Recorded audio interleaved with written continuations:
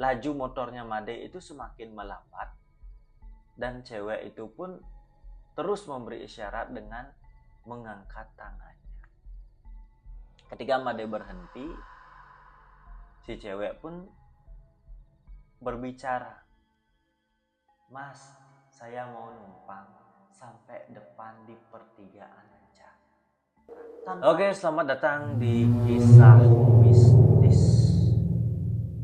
Oke teman-teman, jadi hari ini kita akan kembali menceritakan kisah-kisah mistis yang terjadi di teman-teman kita, siapapun gitu. Ya, saya kembali untuk membuka kepada teman-teman yang menonton kisah mistis di channel ini. Kalau kalian punya kisah mistis, kisah yang seru untuk diceritakan, bahkan seru untuk kalian lupakan, kalian bisa langsung kirimkan cerita kalian melalui mungkin ketikan ataupun melalui file ke email. Jadi nanti sesuai dengan apa yang kalian sebutkan, apa yang kalian ceritakan, saya akan menceritakannya di konten atau di channel kisah mistis ini. Jadi hari ini saya akan menceritakan kisah seorang pemuda yang berasal dari Bali. Nama pemuda ini adalah Made. Jadi Made ini berusia sekitar kurang lebih 20 sampai 25 tahun. Made ini sedang bekerja di salah satu hotel yang berada di Bali dan tempat tinggalnya dari hotel itu lumayan jauh jaraknya karena hotel itu berada di kawasan perkotaan, sedangkan rumah Made ini adalah berada di tengah-tengah desa. Suatu ketika Made tengah bekerja dan kebetulan sekali tempat kerjanya saat itu atau di hari itu lumayan ramai. Nah, karena ramai, Made lah yang harus merelakan jam kerjanya. Made harus pulang lebih telat atau lebih malam karena banyak kerjaan yang belum tuntas di hari itu. Nah, singkat cerita, Made pun pulang waktu itu jam 11 malam. Nah, jam 11 malam ditambah dengan cuaca waktu itu hujan lumayan lebat. Ketika Made menaiki motor, yang terdengar hanya suara gemericik hujan dan suara motor. Ketika Made di jalan, dia pun berpikir kalau karena jaraknya jauh, kalau dia mengambil jalan yang sering dia lalui, dia membutuhkan waktu yang cukup lama. Karena dia pulangnya jam 11, kira-kira mungkin sampai di rumah jam 2. Karena itu, Made pun memilih untuk mengambil jalan pintas. Memang ada jalan alternatif lain, itu memang ada di sana. Bahkan banyak. Tetapi ada satu jalan yang bisa ditempuh dengan cepat sekali. Tetapi jalan itu adalah jalan pedesaan yang sangat sepi. Nah, Made pun menceritakan waktu itu bimbangannya di jalan. Kalau saya mengambil jalan biasa, terlalu lama. Besok saya harus bekerja lagi. Tapi kalau saya mengambil jalan pintas yang ini memang cepat. Tetapi jalannya sepi.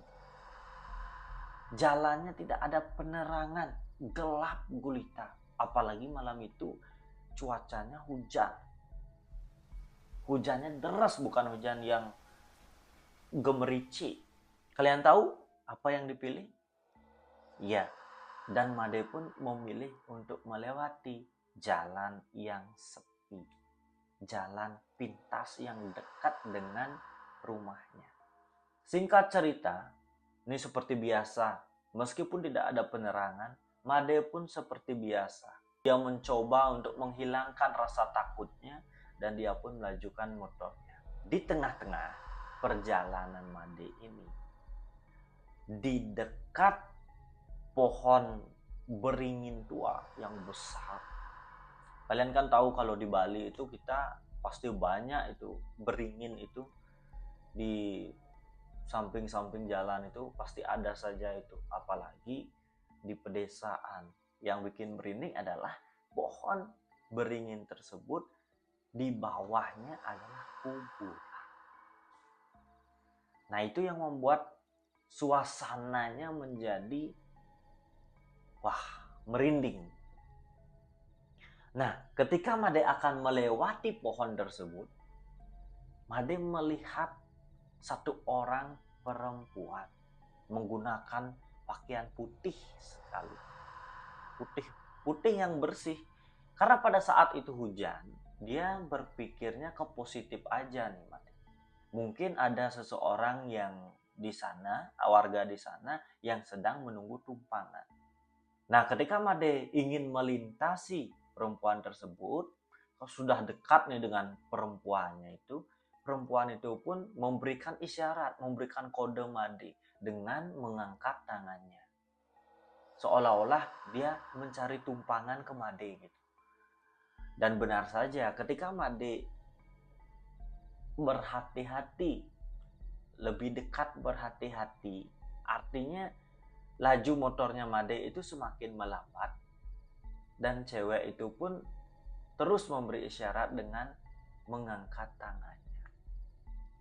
Ketika Made berhenti, si cewek pun berbicara, "Mas, saya mau numpang sampai depan di pertigaan aja." Tanpa curiga, Made pun memberikan tumpangan. "Silahkan, Mbak." Dan motor pun melaju. Kalian tahu, ketika motor Made itu melaju, Made udah merinding. Terlebih lagi waktu itu hujan. Dan ketika Made ingin mengintip di spion motornya, di kaca motornya, yang Made lihat hanya kain putih setengah. Karena mungkin jarak pandang spionnya terlalu sempit, dan kalau misalnya Made mencari jarak pandang di spionnya mungkin agak kurang enak. Ketika Made melirik spionnya, yang Made lihat hanya sebagian kecil dari bajunya warna putih, dan Made pun berpikir waktu itu, padahal waktu itu hujannya lebat sekali. Jalan pedesaan, kalau kalian tahu kan jalan pedesaan itu jalannya masih penuh dengan lumpur. Masih ada genangan air di sana di sini. Ini kok putihnya yang bersih gitu. Ini kok masih bersih. Di sana Made pun sudah mulai merinding gitu. Sudah mulai ada was-was. Rasa gemetar itu di dalam itu masih ada meskipun di luar hujan. Di tengah itu menggigil luar biasa. Ketika Made sudah dekat dengan pertigaan tersebut, Made pun hati-hati. Lalu Made pun berhenti dan dia pun mengucapkan, "Sudah sampai, Mbak." Kalian tahu apa jawabannya? Tidak ada. Kembali Made.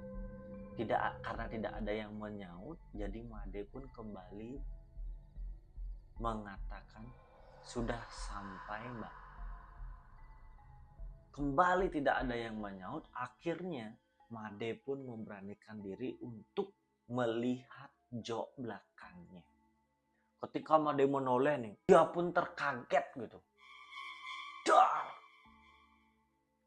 Kosong, tidak ada siapa-siapa. Padahal baru persekian detiknya dia masih merasakan ini ada orang di belakang ini. Pada saat dia melihat, ternyata sudah tidak ada siapapun. Kosong. Tanpa berpikir panjang, Made pun langsung terburu-buru menancapkan gas motornya. Sesampainya di rumah, Made pun langsung menceritakan hal tersebut, kejadian tersebut kepada ayahanda tercinta. Dan ayahnya yang mendengar kisah atau cerita dari Made tersebut langsung berdiri kaku.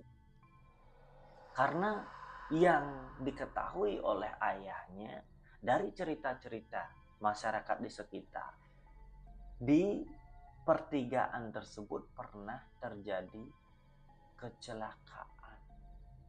Kecelakaan yang luar biasa yang sampai merenggut nyawa seorang perempuan. Nah, dari kejadian kecelakaan yang dulu sudah berlalu, yang masih diceritakan oleh masyarakat di sekitar jalan tersebut, katanya setelah kecelakaan tersebut seringkali masyarakat di sana melihat sosok perempuan yang seperti diceritakan oleh Made. Nah, menurut isu dan desas-desus di desa tersebut, katanya itu adalah arwah daripada seorang perempuan yang meninggal waktu itu.